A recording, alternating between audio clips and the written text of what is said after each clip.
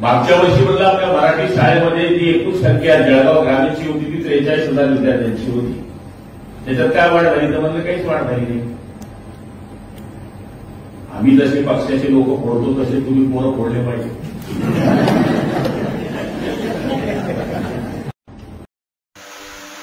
जय महाराष्ट्र.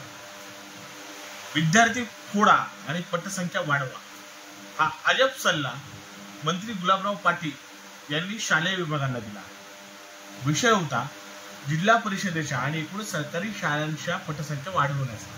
ही सरकारी शाळांमध्ये जी पटसंख्या कमी होती ती पटसंख्या वाढवायची कशी, तर त्यावर बोलताना मंत्री महोदय गुलाबराव पाटील असं म्हणतात की आम्ही जसा पक्ष फोडला आणि एक नवीन पक्ष तयार केला तसंच तुम्ही विद्यार्थी फोडा आणि विद्यार्थी संख्या वाढवा.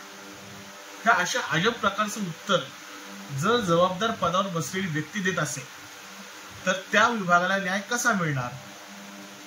आज एकूणातच जी काय परिस्थिती राज्यामध्ये आणि एकूण सगळ्या देशामध्ये आहे शिक्षणासंदर्भात, तर ही परिस्थिती होण्यामागं ही असल्या बुद्धीची लोक ज्यावेळेस मंत्री होतात ना त्यावेळेस ही परिस्थिती.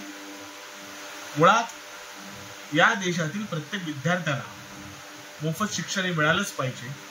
सोबतच पटसंख्या हा नियमच मला चुकीचा वाटतो. कारण एखाद्या गावात जर 10च विद्यार्थी असतील तर ते 10 विद्यार्थी या देशाचे नागरिक आहेत आणि त्या नागरिकांचं शिक्षणासंदर्भात जो त्यांचा अधिकार आहे जो आपल्या देशामध्ये मान्य करण्यात आलेला आहे सर्व शिक्षण अधिकार, त्या अधिकाराचं संरक्षण होण्यासाठी त्यांना शिक्षणासाठी ज्या ज्या काही गोष्टी लागतील त्या देणं ही सरकारची जबाबदारी असताना सरकार जर पटसंख्या अभावी शाळा बंद करत असेल तर सरकार कायद्याचं उल्लंघन करत आहे. मग सर्वसामान्य जनतेने कायद्याचं उल्लंघन केलं की त्यांना वेगळा न्याय आणि सरकारला वेगळा न्याय असं कसं काय होऊ शकतं. पटसंख्येचा नियमच हा चुकीचा आहे. एखाद्या गावामध्ये 10 विद्यार्थी जरी असले 10 मुलं जरी असेल तरी त्यांचा शिक्षणाचा अधिकार आहे आणि तो अधिकार हिरावून घेण्याचं काम हे सरकार करते.